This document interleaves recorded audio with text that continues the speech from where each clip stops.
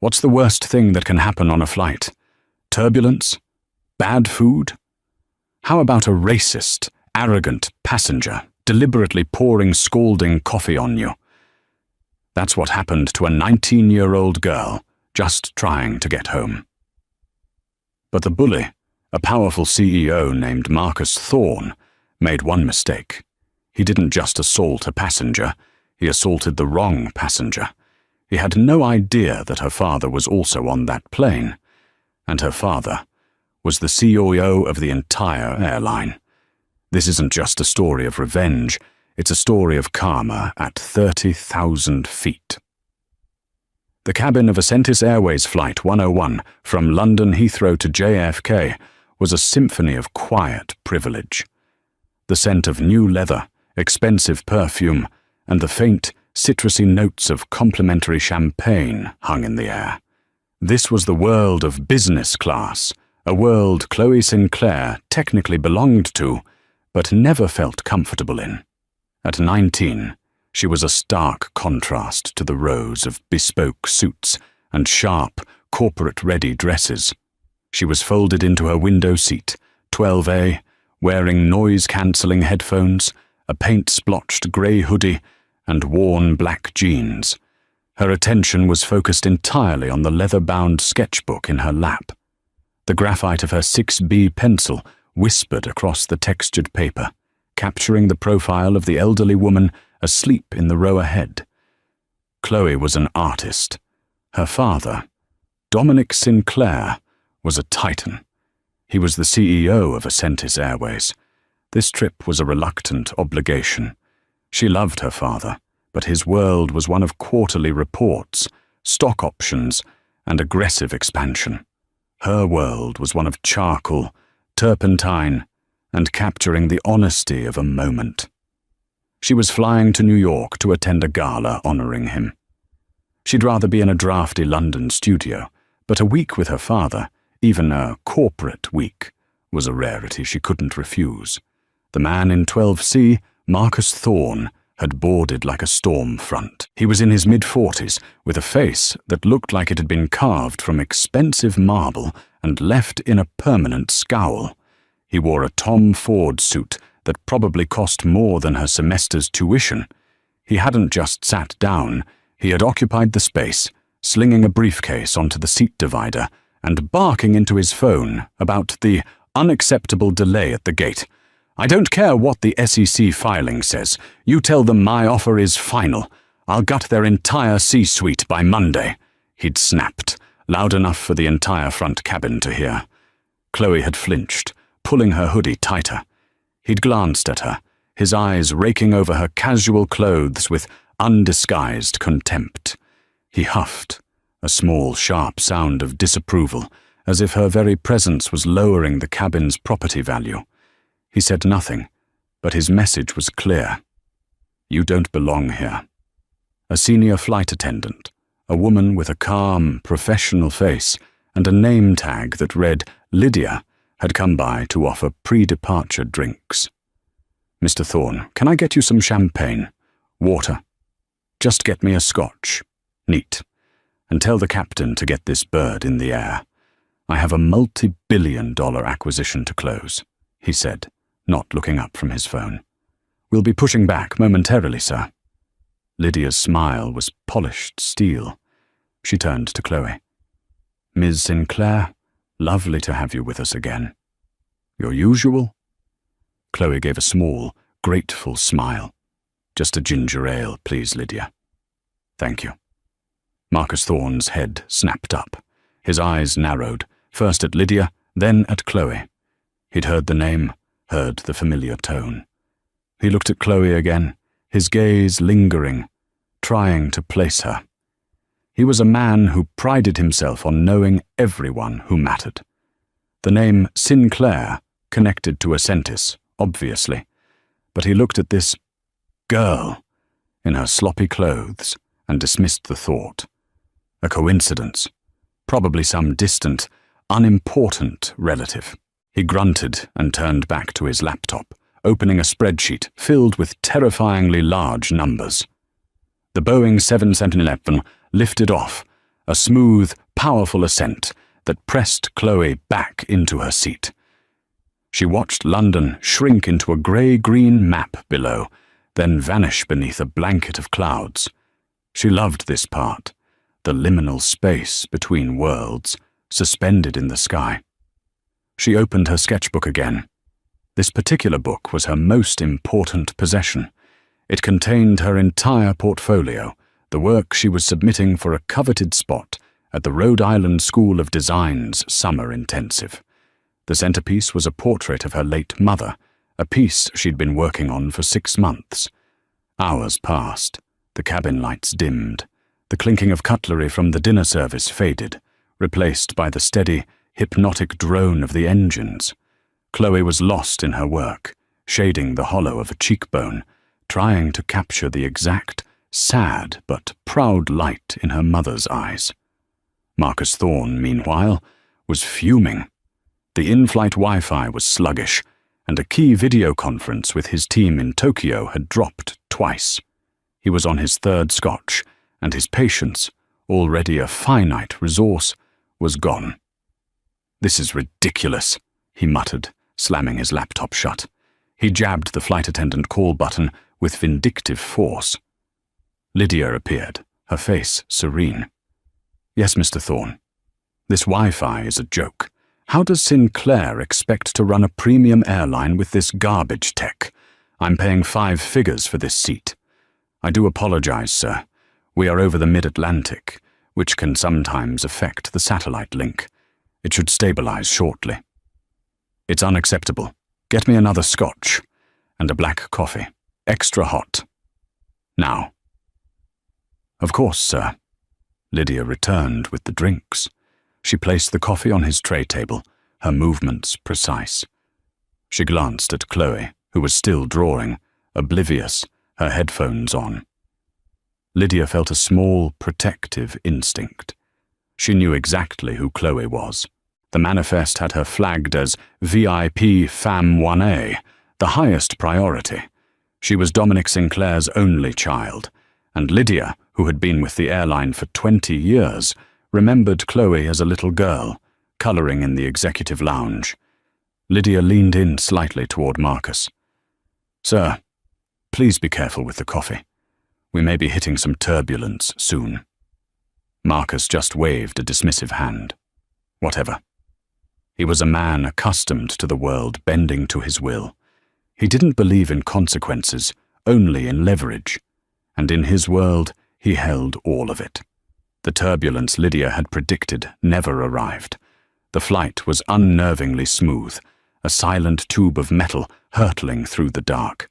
Chloe, lost in the delicate cross-hatching of her drawing, finally felt a human need. She'd been drinking her ginger ale and water, and she needed to use the restroom. She pulled off her headphones, the sudden return of the cabin's ambient hum making her blink. She gathered her sketchbook and pencil, carefully placing them in the seat-back pocket, not wanting to leave them unsecured. She unbuckled her seatbelt and stood up, turning to the aisle. Marcus Thorne had his laptop open again, along with a stack of printed legal documents. He was highlighting passages with aggressive yellow strokes. "Excuse me," Chloe said politely. Marcus didn't move. He didn't look up. His leg was stretched out, blocking her path. "Sir, excuse me, I need to get out." Marcus let out a long, theatrical sigh. He looked up, his eyes a flat, cold grey. "Can't you see I'm working? Is it really that hard to just sit still?" Chloe was taken aback. I'm sorry, I just need to use the restroom." "Of course you do." He began to slowly, grudgingly move his legs, making a show of the immense effort it was costing him. "You people are all the same. No patience, no consideration. Just me, me, me." The phrase hung in the quiet, pressurized air. "You people." Chloe froze. She felt a hot flush of anger and humiliation creep up her neck. She knew exactly what he meant. He hadn't just seen her casual clothes. He'd seen her skin. He'd seen her dark, curly hair, pulled back in a simple bun, and he'd made a judgment. "That's not." I'm just trying to get to the aisle, she said, her voice small but firm. Just go then, he snarled, gesturing impatiently. As she tried to step around him, her foot brushed his briefcase, which he had left protruding into her space. It was a tiny, accidental touch. It was all the excuse he needed. What the hell? He roared, lurching to his feet. Are you blind? You almost knocked over my laptop. I didn't. It was your bag, Chloe stammered, trying to step back. Marcus's face was purple with rage. He was a man whose every whim was catered to. And this nothing of a girl, this person, was inconveniencing him. He saw his full cup of extra hot, black coffee sitting on the divider. He saw her white hoodie. He saw her face, a mix of fear and defiance. And he acted. It wasn't a spill. It wasn't an accident. It was a deliberate, hateful act of violence. You want to get by? He spat. Get by this. With a backhanded motion, he picked up the ceramic cup and flung its contents directly at her. Time slowed down. Chloe saw the dark liquid arc through the air. She tried to turn, but she was trapped between the seat and him. The coffee, still scalding, struck her in the chest, the arm, and her left hand.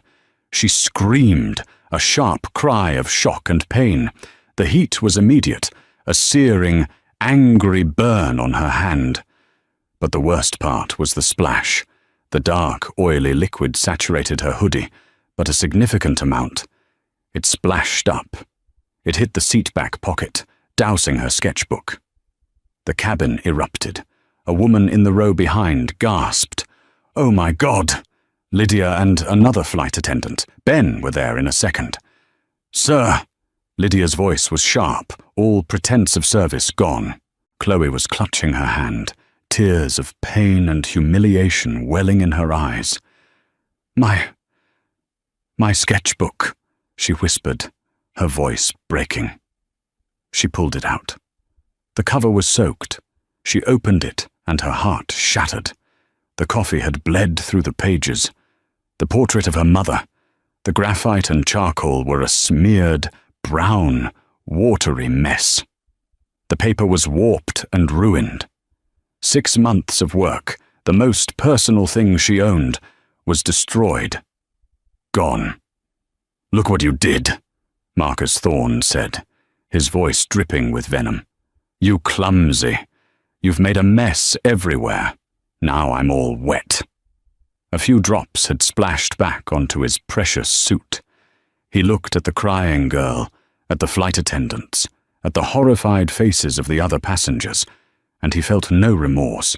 He felt only the supreme, righteous anger of the entitled. Lydia, he snapped, pointing a finger, get me a towel, and I want this girl moved. I paid for a peaceful flight, not to be harassed by children and have my work interrupted.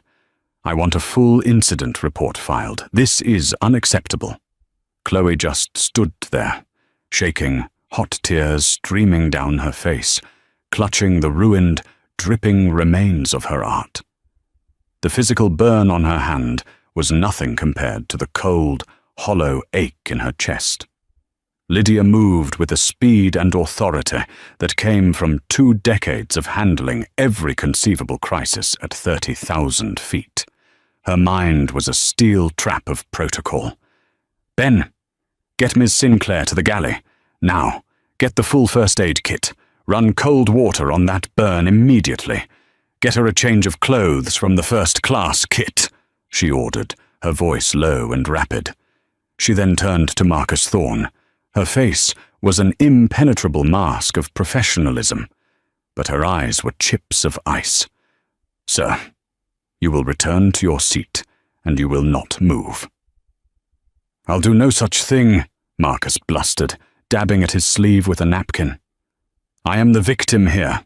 That girl assaulted me, and Mr. Thorne, Lydia interrupted, her voice cutting through his. I, along with at least 4 other passengers, witnessed you deliberately throw hot coffee on another person.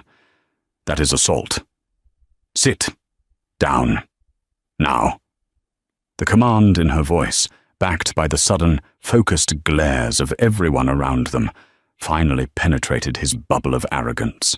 He huffed, but he sat, snapping his seatbelt on with a violent tug. "You'll be hearing from my lawyers. I'll have your job. I'll have this whole airline." Lydia ignored him. She cast one last, worried look toward the galley where Ben had taken Chloe, then strode purposefully to the front of the aircraft. She didn't stop at the main galley. She went all the way to the forward bulkhead, where a reinforced, coded door separated the first-class cabin from the cockpit and something else. Flight 101 was a 7-300 but it had been refit with Ascentus's flagship product, a private suite known only as the Residence. It was a 3-room apartment in the sky, with a living room, a bedroom, and a private bath, complete with a shower. It was reserved for royalty, heads of state, and one other person, Dominic Sinclair, who used it as his mobile office. Lydia keyed in a code. The door hissed open. She spoke to the flight attendant stationed there. "Is he awake?" "He's on a video call, Lydia. What's wrong? You're pale." "We have a code red, a passenger assault. The victim is Ms. Sinclair." The other attendant's eyes went wide. "Oh God, okay." She pressed a button on an internal phone. "Sir, I apologize for the interruption, but Ms. Marks needs to speak with you. It's an emergency." "Yes, sir." The attendant nodded to Lydia. "Go." Meanwhile, in the galley, Ben was gently running lukewarm water, not cold as per his training to avoid shock, over Chloe's reddened left hand. It's not that bad," Chloe whispered, wincing. It was the shock. It's a first, maybe a mild second-degree burn. We'll get it wrapped. Miss Sinclair, I am so sorry. I've never seen anything like it." Chloe wasn't listening. She was staring at the soggy, ruined sketchbook that Ben had placed on the counter. "He ruined it," she whispered. "My mother's portrait. It's gone." She sank onto the small jump seat, her body trembling. The dam of adrenaline and shock broke, and she began to sob, silent, racking sobs that shook her entire frame. Ben could only stand by, handing her dry towels, his heart breaking for her. He'd seen anger, drunkenness, and entitlement, but he'd never seen such casual, directed cruelty. A few minutes later, Lydia returned to the galley with a fresh set of first-class pajamas, a soft navy blue tracksuit. "Chloe," she said softly, using her first name, "can you change into these? We need to get that wet hoodie off you." Chloe nodded numbly, taking the clothes and disappearing into the small crew restroom. When she emerged, she looked even smaller, swallowed by the tracksuit. Lydia was gently dabbing the ruined sketchbook with paper towels, trying to salvage what she could. But it was hopeless. The ink and charcoal were a permanent, muddy stain. "Lydia," Chloe whispered, her voice raw. Why was he so angry? Lydia stopped, her hands tightening on the towel. "Some people, Chloe," she said, her professional mask slipping for just a second, "are just empty. They're black holes of entitlement. They have to prove they're big by making everyone else feel small." She looked up as the galley curtain was pulled back. "He's coming!" Chloe looked confused. "Who's coming? The captain?" "No," Lydia said, straightening her uniform. "Your father." The door to the Residence opened with a near-silent hiss of pressurized air. Dominic Sinclair emerged, followed by a tall, broad man in a plain black suit who looked like he could bench-press the entire beverage cart.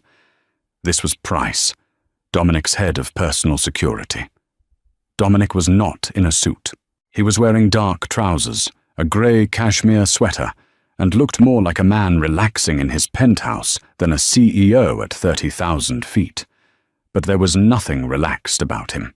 His face, usually calm and analytical, was set in lines of cold, controlled fury. Lydia had given him the 60-second summary. Passenger, male, assaulted Chloe, hot coffee, deliberate. He didn't rush. He walked. He moved from the tiny private lobby of the residence, through the first-class cabin, and into business class. His presence changed the air pressure in the cabin. Passengers who had been whispering went silent. People who were asleep seemed to sense the shift and stirred. He was a man who radiated an aura of absolute command, and this was his aircraft. Marcus Thorne was still stewing in his seat to 12C. He was already composing the scathing email he would send to the Ascentis board. He would demand Lydia be fired. He would demand a full refund and 1 million frequent flyer miles in compensation for the harassment he'd endured. He saw the tall, powerful man walking down the aisle, and his heart did a sudden, excited leap. He knew that man. It was Dominic Sinclair, the myth, the man who had taken a legacy airline and turned it into the most profitable, most exclusive carrier in the world. Marcus had been trying to get a meeting with him for a year. The Sterling Kai acquisition he was flying to New York for? Sinclair was a peripheral, but crucial, investor in the Sterling Group. This was perfect. This was his opportunity. Marcus immediately switched personas, his face transforming from a scowl to a mask of obsequious concern. He unbuckled his belt and half stood as Dominic approached. "Mr. Sinclair, what an unexpected pleasure," Marcus gushed, extending a hand. "Marcus Thorne, Thorne Capital. I'm not sure if you remember. We met at the Davos luncheon." Dominic Sinclair walked past him as if he were a piece of furniture. He didn't slow down. He didn't break stride.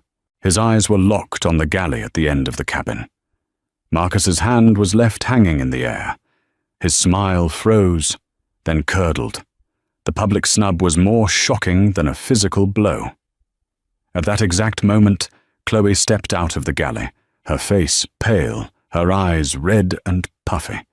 She was holding the damp, ruined sketchbook to her chest like a shield. Dominic stopped. The cold fury on his face melted, replaced instantly by a wave of pure, paternal concern. He strode the last few feet and put his hands on her shoulders. "Chloe, my God, are you all right? Lydia said you were burned. Let me see." Chloe looked up, and the sight of her father, her powerful, unshakable father, finally broke her. "Dad," she whispered, her voice cracking. He ruined it. He ruined Mum's picture." She didn't mean to. She tried to hold it in, but she collapsed against his chest, the sketchbook crushed between them, and she cried. Dominic wrapped his arms around her, holding her tight, his hand stroking the back of her head. He closed his eyes for a single second, a fleeting look of agony passing over his face. He felt the dampness of her hoodie. No, the airline tracksuit she was wearing. He felt her shaking. He kissed the top of her head. "It's okay, baby. It's okay. I'm here. We'll fix it. I promise we'll fix it." The entire cabin was dead silent. You could hear the faint tick of a cooling engine. Marcus Thorne watched this scene, his brain refusing to process the data. "Chloe, Sinclair, Dad. Dad?" His mind raced back, Lydia's familiar tone. "Ms. Sinclair," the girl in the hoodie, the CEO. "Chloe, Sinclair, Dominic, Sinclair." He felt the blood drain from his face. It was as if he'd been flung from the aircraft into the 70-degree air outside. He was cold. He was numb. "Oh," he whispered to himself. "Oh no." Dominic Sinclair held his daughter for another 10 seconds, comforting her. Then his face hardened. He gently steered Chloe behind him, shielding her with his body. Price, his security, moved to stand beside them, a silent, immovable mountain. Dominic Sinclair turned around, his gaze slowly falling on 12C. He looked at Marcus Thorne, and for the first time he spoke to him. His voice wasn't a shout. It was worse. It was a quiet, precise, and utterly terrifying statement. "You," he said, "have made the single worst mistake of your professional life." Marcus Thorne's blood had turned to ice water. The bravado, the arrogance, the self-righteous fury, it all evaporated, leaving behind a cold, clammy fear. He was a shark, but he had just bitten the side of a nuclear submarine. He shot to his feet, his hands raised in a gesture of frantic surrender. "Dominic, Mr. Sinclair, wait, please. It was a complete accident, a misunderstanding. The turbulence. Your flight attendant even warned us." Dominic took one step closer. Price shadowed him. "There was no turbulence, Mr. Thorne. I've already spoken to the captain. The flight has been smooth for 3 hours. Then she startled me. She was clumsy. She tripped. She knocked my arm. I was working. It was stressful. I didn't mean... I had no idea she was your... I wouldn't have..." Marcus was digging his own grave, and he knew it. But he couldn't stop. "You wouldn't have what?" Dominic's voice was silk-wrapped steel. "You wouldn't have assaulted her if you knew she was my daughter. You only assault women you think are... What was the term you used? You people?" Marcus's face went white. That's not what I... "Mrs. Albright," Dominic said, his gaze shifting to the woman in 11D, who had been watching the entire exchange, her arms crossed. The older woman, dressed in a sharp St. John knit suit, nodded. His exact words, Mr. Sinclair. "You people are all the same. No patience." And then, when she tried to get by, he said, "Get by this," and he threw his coffee at her. Deliberately. It was disgusting. I was going to report him myself upon landing. I'm a frequent flyer, diamond level, and I have never seen such thuggery. Dominic nodded, his gaze snapping back to Marcus. "So, a witness?" "Lydia," he called back to the galley. Lydia stepped forward. "Sir? What did you see?" "I saw Mr. Thorne berate Ms. Sinclair. I saw him deliberately backhand a full cup of hot coffee onto her person and her property. I saw him laugh and blame her for it afterward. I am filing a full incident report for the Port Authority, and I've already requested they meet the flight." "Thank you, Lydia. That's excellent work." Dominic turned back to Marcus, who was visibly trembling now. The realization of his predicament was settling on him like a shroud. "So, Marcus Thorne, of Thorne Capital," Dominic said, the quiet in his voice more menacing than any shout. "Let's review. You racially profiled another passenger. You verbally harassed her. You then committed assault and battery with a hot liquid, causing physical burns. You destroyed her personal property. And you did this on my airline? To my daughter." "Please," Marcus whispered. He was a man who commanded boardrooms, who crushed competitors. He was now reduced to a begging child. "Please, Dominic. I'll pay. I'll pay for the sketchbook. I'll buy her a new one. I'll pay for her dry cleaning. Whatever it takes. I'm deeply, deeply sorry." "Sorry," Dominic repeated, as if testing the word. "You're sorry you got caught. You're sorry she's my daughter, and not just some girl you thought you could bully and get away with it." He leaned in, his voice dropping so low only Marcus could hear him. "You put your hands on my daughter. Whatever it takes doesn't even begin to cover what's about to happen to you." Marcus felt his knees weaken. He sank back into his seat. Dominic stepped back and addressed his security. "Price, Mr. Thorne is a clear and present danger to the passengers and crew. He will be confined to his seat for the remainder of this flight. His Wi-Fi access is terminated. His devices are to be powered off. Now, he is not to be served any more food or drink. If he speaks to anyone other than you or attempts to leave his seat, you are authorized to use restraints." Price nodded, unhooking a set of high-tensile zip cuffs from his belt and placing them on the seat divider next to Marcus. The message was unmistakable. Marcus looked at the cuffs, then at Dominic, his eyes wide with panic. "You can't do this!" he shrieked, his composure finally shattering. "I have a meeting! As soon as we land!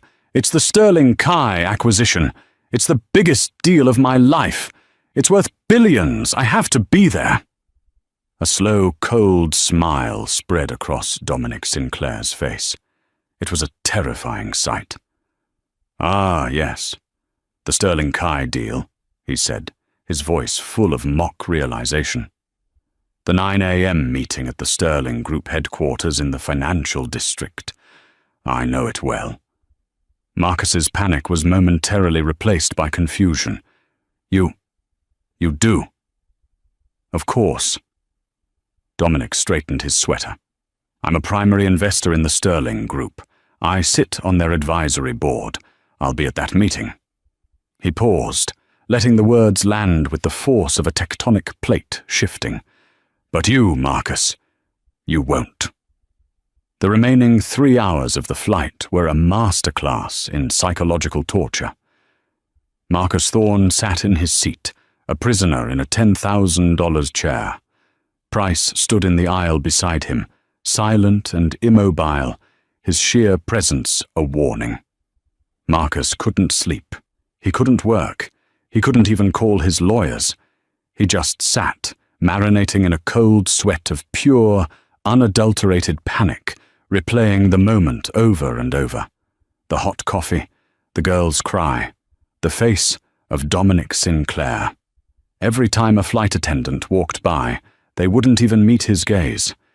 He was a non-person. The other passengers in business class openly stared at him, whispering, their expressions a mix of contempt and satisfaction.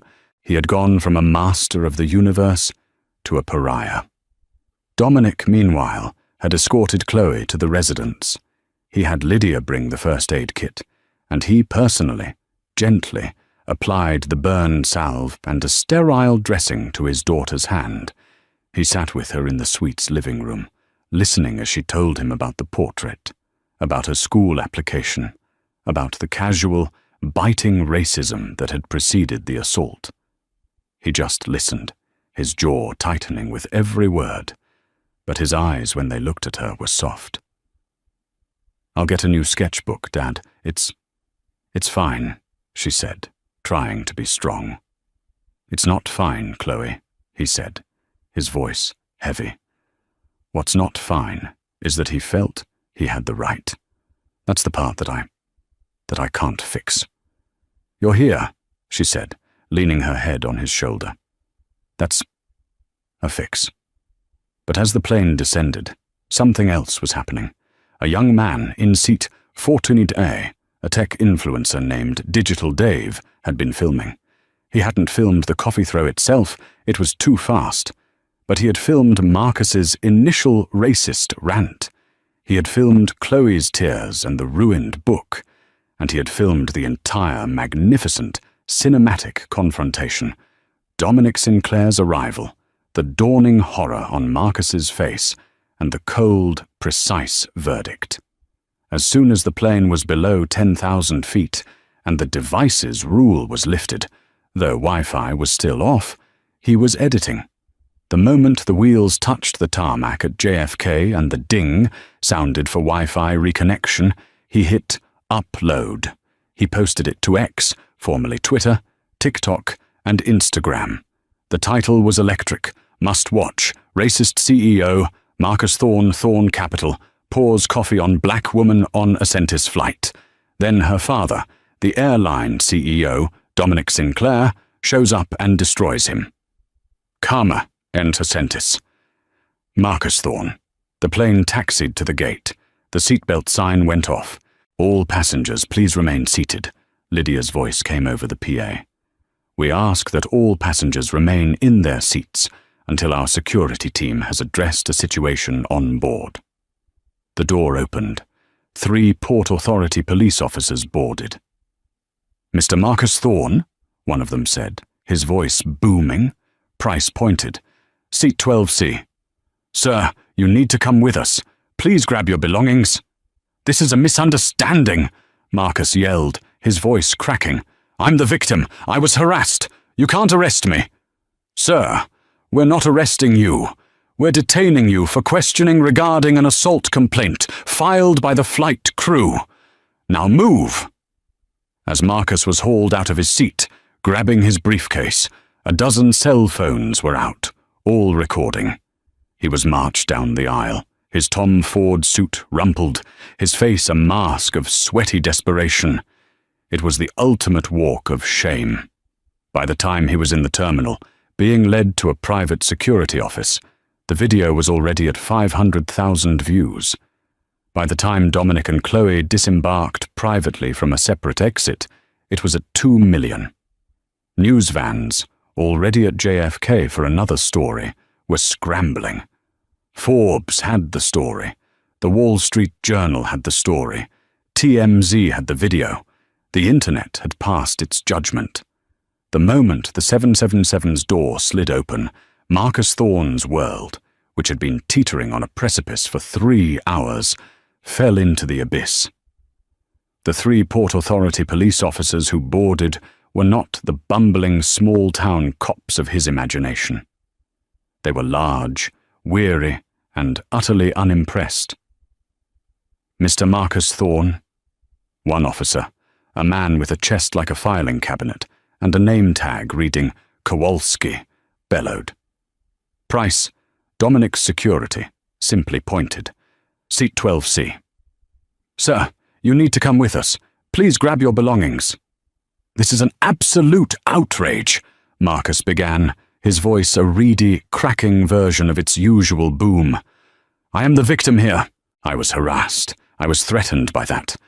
That girl's father. I have a—" "Sir," Kowalski interrupted, his hand resting on his utility belt. "We can do this in the seat, or we can do this on the jet bridge. But you are coming with us. The complaint has been filed. Grab your bag." The mask of authority, the one Marcus wore like a second skin, had been ripped away. He was no longer a CEO. He was just a man being told what to do by another man with a gun. The other passengers, who had been ordered to stay seated, were all filming. Every iPhone was raised, a forest of digital eyes capturing his humiliation. He fumbled for his briefcase, his face burning a shade of crimson that clashed horribly with his expensive suit. "This is—" he stammered, as the officers bracketed him, one in front, one behind. "Move!" the officer in front said. He was marched down the aisle, the walk of shame, as it would later be dubbed. He could hear the whispers, the clicks of phone cameras.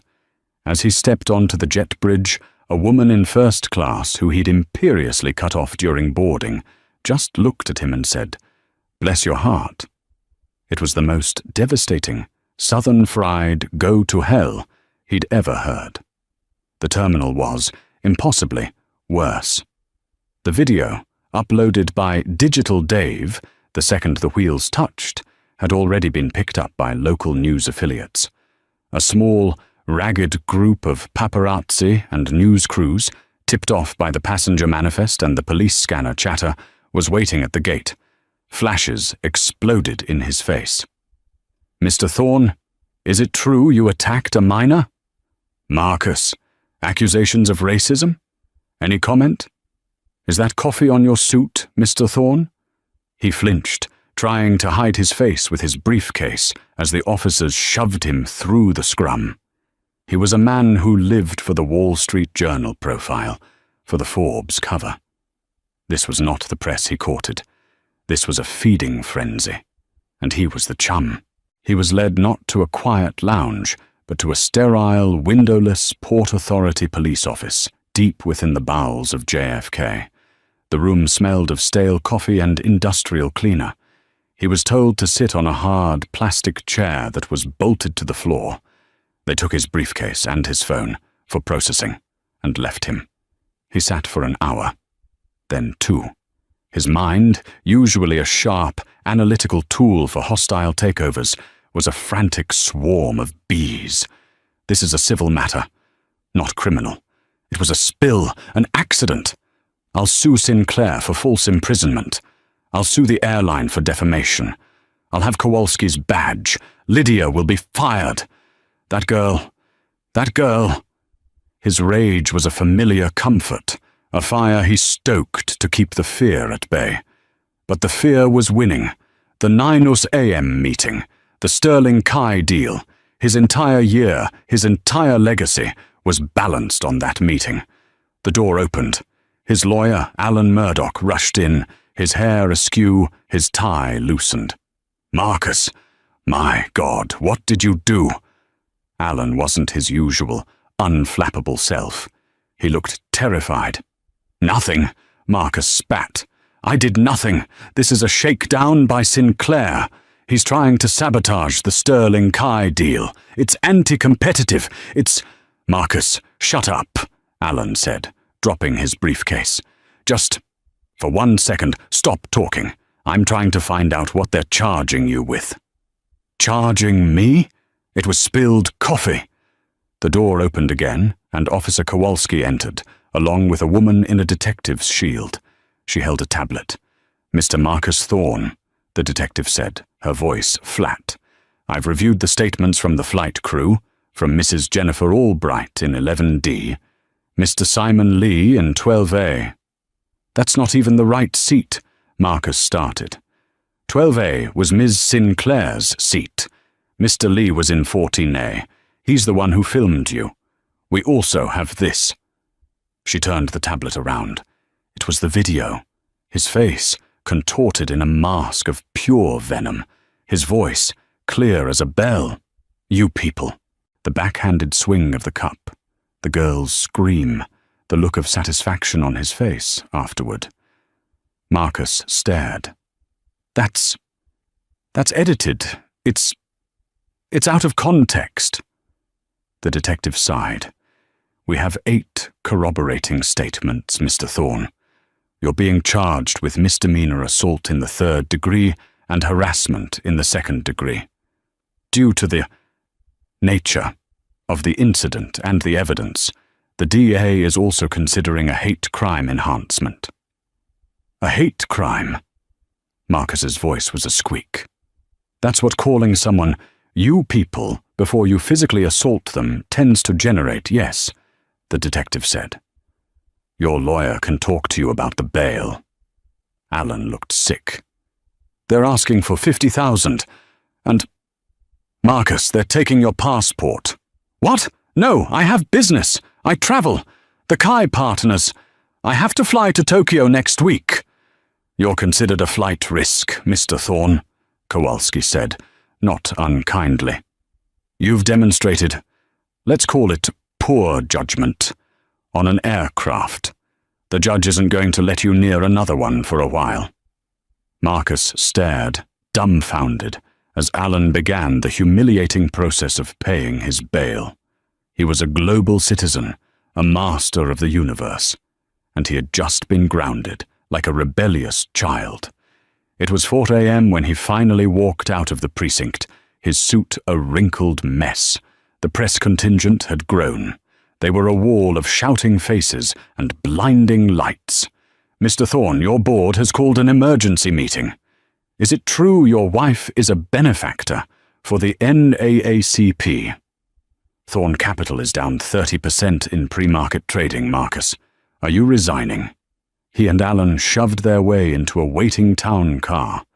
The second the door was closed, Marcus ripped his phone from Alan's hand. It had been in an evidence bag, powered off. He turned it on. It was like igniting a bomb. The phone didn't just vibrate. It screamed, a solid, unending buzz of notifications as 5 hours of global outrage flooded its circuits. 742 text messages, 3,120 emails, 411 missed calls. His lock screen was a waterfall of alerts. Bloomberg, Forbes, Wall Street Journal, The New York Times, The Daily Mail, TMZ. Thorne in a storm. CEO's air rage assault goes viral. Marcus Thorne's billion-dollar coffee, spill, Thorne Capital, turn cap, plummets as CEO's racist rant surfaces. "Alan," he whispered, his hands shaking. "Alan, what is this? Plummets? It's bad, Marcus. The video has 75 million views. The official Ascentis statement. It's brutal.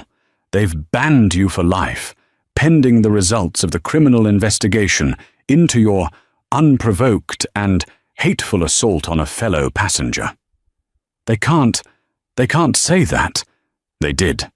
And then Dominic Sinclair's personal office released a second statement. Alan read from his own phone. "As a father, I am disgusted. As a CEO, I am appalled. The safety and dignity of our passengers and our crew is paramount. This incident will be prosecuted to the fullest extent of the law." He didn't even mention she was his daughter, Marcus. He positioned himself as the protector of all passengers. The phone rang in Marcus's hand. The screen flashed. Catherine, his wife. A wave of, not relief, but something washed over him. Catherine would fix this. She handled the PR, the galas, the soft side. "Cat," he answered, his voice desperate. "Cat, thank God. You won't believe the lies they're telling. This is a nightmare." There was a long, cold silence on the line. "No, Marcus," she finally said. Her voice was unrecognizable. It was flat, dead, devoid of any emotion. "This is a reckoning." "Catherine, what are you talking about? I'm coming home. We'll draft a statement, an apology." "You are not to come to the penthouse, Marcus. The locks have already been changed." "What? You can't." The doorman works for the building, which I own. A courier is on his way to your office as we speak. He has the divorce papers. You'll be hearing from my lawyer." "Lawyer? What lawyer?" We'll use Alan. I'm not using Alan, Marcus. I'm using Sarah Albright." The name took a second to register. Albright. The woman from seat 11D. Yes, the witness. She's my old sorority sister. We spoke while you were being detained. Turns out she's the most decorated divorce attorney in New York State. She's quite invigorated by this case. "Catherine, you can't," he shrieked. "The prenup! You get nothing!" "The prenup," she said, her voice now containing a terrifying, cold amusement, "has a morality clause, which my attorney, who, again, witnessed your little performance, seems to think you've violated in spectacular, globally televised fashion. Goodbye, Marcus. Oh, and all my donations to the minority youth funds, I'm having them all reissued. From Catherine Thorne, in honor of Chloe Sinclair." The line went dead. At 8:45 a.m., Marcus Thorne, having showered and changed into a fresh suit at a midtown hotel, walked into the headquarters of the Sterling Group. He hadn't slept. His eyes were shot with red, but his jaw was set. He was a cornered animal, and he would fight. This deal was his life. The receptionist, a young woman who had, just last week, gushed over his impeccable taste in ties, now looked at him as if he were a piece of rotting food. "Mr. Thorne, they're waiting for you," in the main boardroom. The walk down the hall was the longest of his life. Every eye was on him. He pushed open the heavy oak doors. The room was full. Robert Sterling, the company's silver-haired patriarch, sat at the head of the table. The entire executive board was present. On the massive video wall, the partners from Kai Innovations, Mr. Tanaka and Ms. Chen, were patched in from Tokyo, their faces like stone. And at the far end of the table, looking as if he'd slept a sound 12 hours, sat Dominic Sinclair. He was stirring a cup of tea. He didn't look up when Marcus entered. "Marcus," Robert Sterling began, his voice devoid of its usual warmth. "Sit. We have, of course, all been made aware of the incident." "Robert," Marcus began, his voice a desperate attempt at its usual confident baritone. "Robert, friends, Mr. Tanaka, Ms. Chen, I am here to offer my deepest, most profound apologies. What you saw was a gross misrepresentation of a moment of high stress. I was provoked, harassed. The video was edited by a blogger to make me look bad. It was out of context." Ms. Chen on the video screen unmuted her microphone. Her voice was sharp. "Out of context, Mr. Thorne. Was your use of the phrase, 'you people,' out of context? Was your physical assault of a young woman out of context?" That's not... I was referring to impatient passengers," he lied, and he knew they knew it. Mr. Tanaka spoke, his English precise. "Mr. Thorne, Kai Innovations is a family brand. Our reputation in Asia and globally is built on trust and harmony. The video of your incident is the #1 trending topic on Weibo. Our partners are asking if we are now in business with a violent American racist. This is not a tenable situation." "I'm not a racist," Marcus pleaded. "I'll make a donation, a large one, to any charity you want." Robert Sterling sighed and pushed a single folder across the polished table. "It's too late for that, Marcus. The damage is done. The Sterling Group is a legacy brand. We cannot and will not be associated with this. The board, in conjunction with our partners at Kai, has voted to terminate our relationship with Thorne Capital." "What? Robert, no. This deal. It's my life's work. It's worth billions. We can just wait for this to blow over." "It's not blowing over, Marcus," Robert said. "It's blowing up.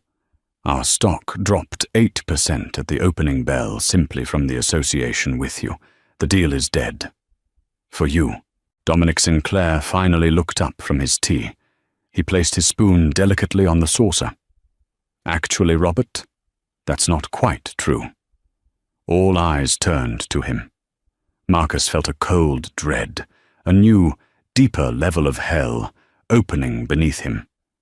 "The deal is not dead," Dominic said, his voice calm and reasonable. "The deal is excellent. The synergy between Sterling and Kai is remarkable. It's only Thorne Capital's involvement that's the problem. The 15% stake you were leveraging your entire company to acquire, it's a gap." He smiled, a thin, razor-sharp expression. "As a primary investor in Sterling, and as a gesture of, let's call it good faith, after this unfortunate incident, Ascentis Airways' logistics and investment arm will be stepping in. We'll be acquiring that 15% stake at a significant discount, of course, given the circumstances." Marcus's world tilted. You did this! You planned this!" he sputtered. "This was a setup. You used your daughter." The room went deathly silent. The air crackled. Dominic Sinclair slowly rose from his chair. He walked around the table until he was standing directly behind Marcus. He leaned down, his voice a low, terrifying whisper in Marcus's ear.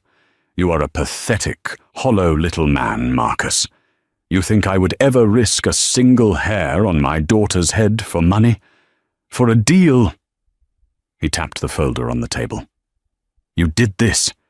You built this entire beautiful, self-destructing bomb all by yourself. You handed me the match. You told me to light it. All I'm doing is watching it burn." He straightened up, adjusting his cuffs. "Robert, ladies, gentlemen, I look forward to our new partnership. Now, if you'll excuse me, I have to go meet my daughter. We're going to the Met. Security?" Two large men who had been standing by the door stepped forward. "Mr. Thorne's time here is concluded," Dominic said. As Marcus sat, paralyzed, the men took his arms and lifted him, not gently, from the chair. He was, for the second time in 12 hours, escorted out of a room he had entered as a king. He didn't even go to his office. He went straight to Alan's. He was sitting there, staring at a blank wall. When Alan came in, holding a tablet, Alan looked like he had aged 10 years. "It's a rout, Marcus. A complete rout." "So I lost the deal," Marcus said, his voice numb. We'll short Sterling. We'll find a new acquisition. We'll survive." "No," Alan said. "We won't. You won't." "Marcus, the board. They've been in an emergency session since the market opened." "My board? My board? I put every single one of them in their seats. They work for me." "No, Marcus," Alan said, turning the tablet around. The ticker for Thor Cap was a solid, downward-pointing red line. It was down 64%. "They work for the shareholders, and the shareholders are in open revolt. The pension funds, the ethical investors, they're dumping the stock. Lenders are calling in your credit lines. They're all citing the same thing, your contract." "My contract?" "The morality clause, the one you insisted on, to fire that analyst in 2021 for his offensive tweets." A secure email pinged on Alan's laptop. He opened it, read it, and his face went completely slack. "It's over, Marcus." "What?" "What is?" "The board. It's a press release. They're sending it out in 5 minutes." Alan read from the screen. "Effective immediately, the board of directors of Thorn Capital has voted unanimously to terminate the employment of Marcus Thorn as CEO and chairman for cause, citing gross misconduct and irreparable reputational damage to the brand.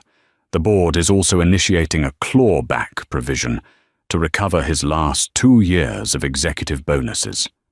A new interim CEO will be named by end of day." Marcus Thorn just sat there, fired, from his own company. The name on the building was his, but he couldn't even get past security. A week later, Chloe stood in a quiet, sun-drenched studio in the conservation wing of the Metropolitan Museum of Art.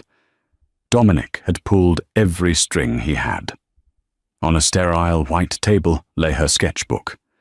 Dr. Aris, the head of paper conservation, was looking at the pages with a magnifying light.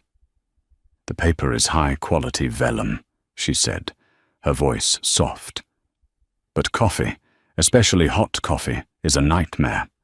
It's acidic, and the heat acts as a mordant, bonding the graphite and charcoal with the stain. It's not a matter of cleaning it. The original work is changed permanently."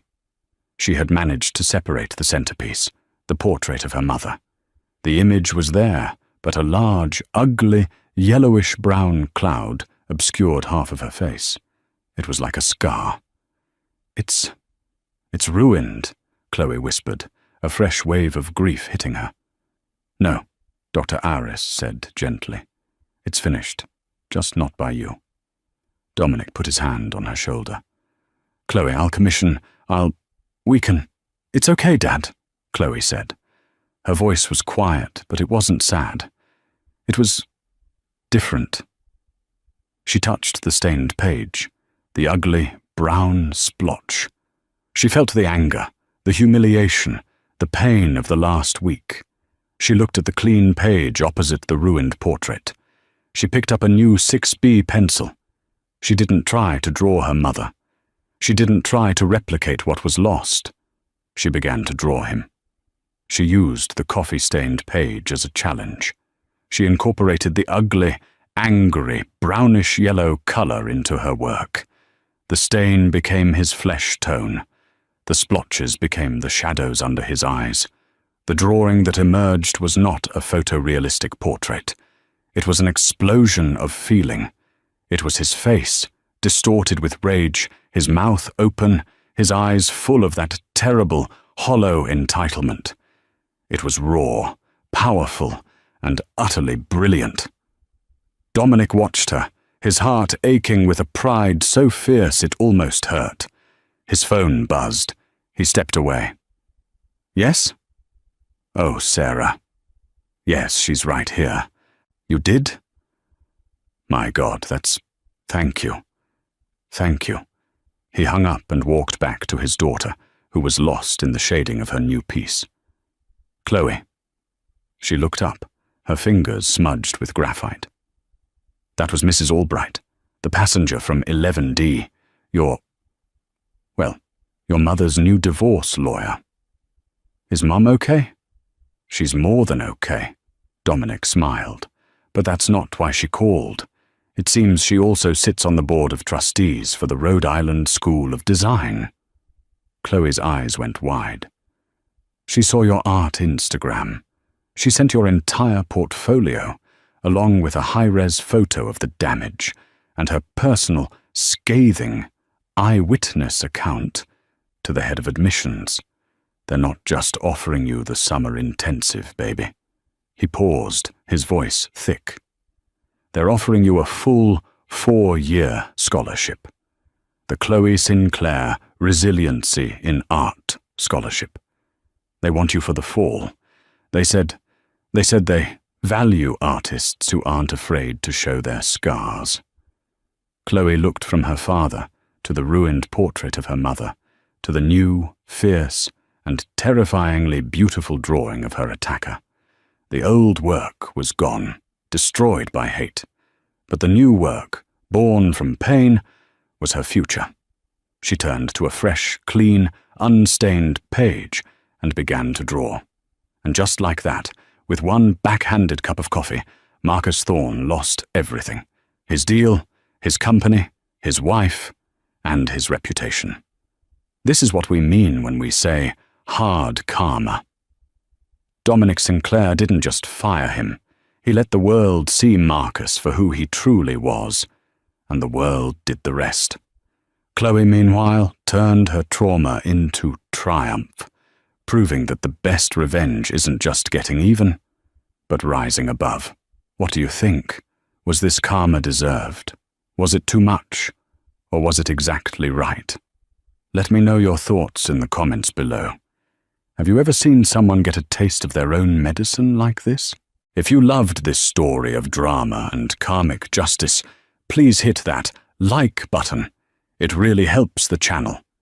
And if you want more true-life stories of revenge and consequences, make sure you subscribe and ring that notification bell. We post new videos every week, and you won't want to miss what's next. Thanks for watching.